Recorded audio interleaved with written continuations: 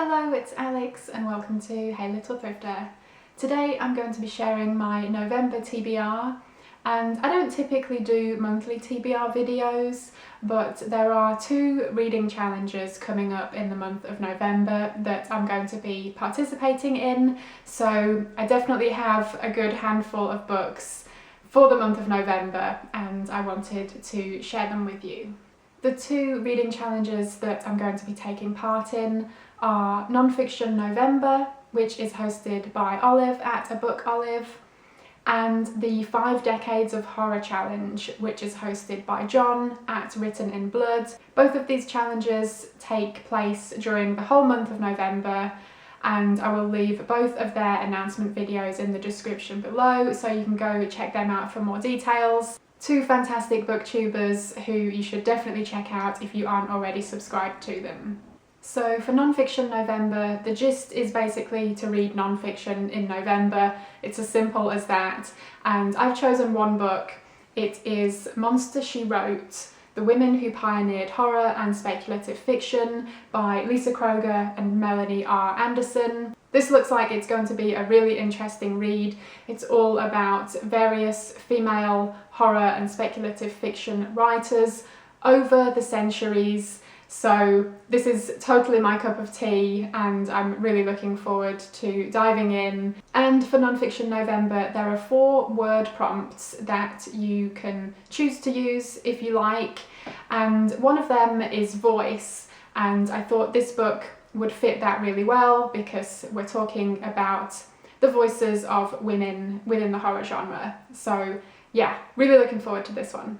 And for the 5 Decades of Horror Challenge, the aim is to read a horror book from each decade from the 1970s to the present day. So there are 5 prompts and each one is a quote from a horror film from that particular decade. The first one is "What an excellent day for an exorcism" from The Exorcist, and the challenge is to read a book from the 1970s.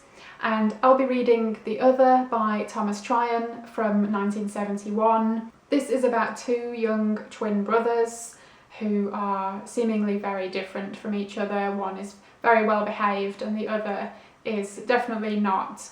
And on the back there's a quote from Ira Levin, and he says, "A humdinger, a whirlpool of oh my god horror." So yeah. The second one is "Be afraid, be very afraid" from The Fly, and this is to read a book from the 1980s, and I'm going with Black Ambrosia by Elizabeth Engstrom from 1988.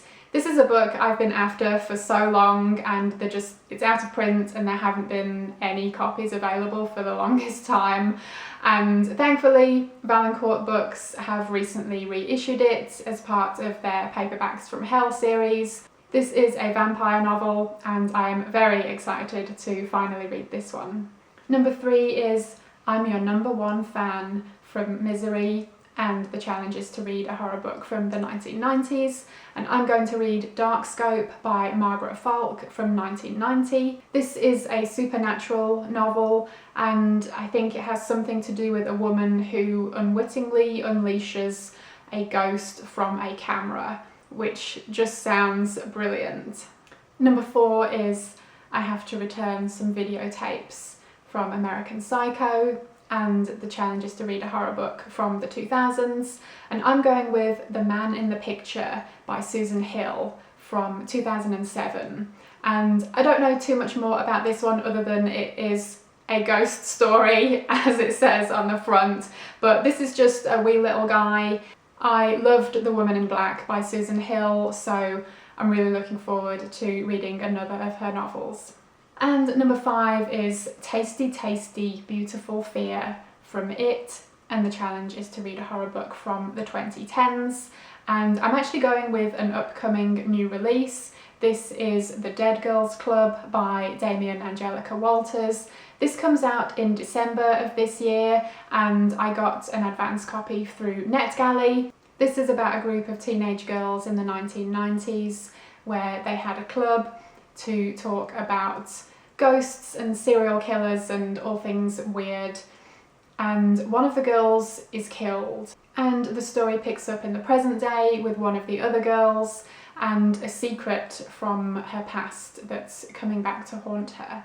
This one sounds great, and I really enjoyed her short story collection, Cry Your Way Home, so I'm really looking forward to reading more by her. So those were the books I'm looking forward to reading in November, and like I say, if you want more information about Nonfiction November or the 5 Decades of Horror Challenge, yeah, check out the links in the description below.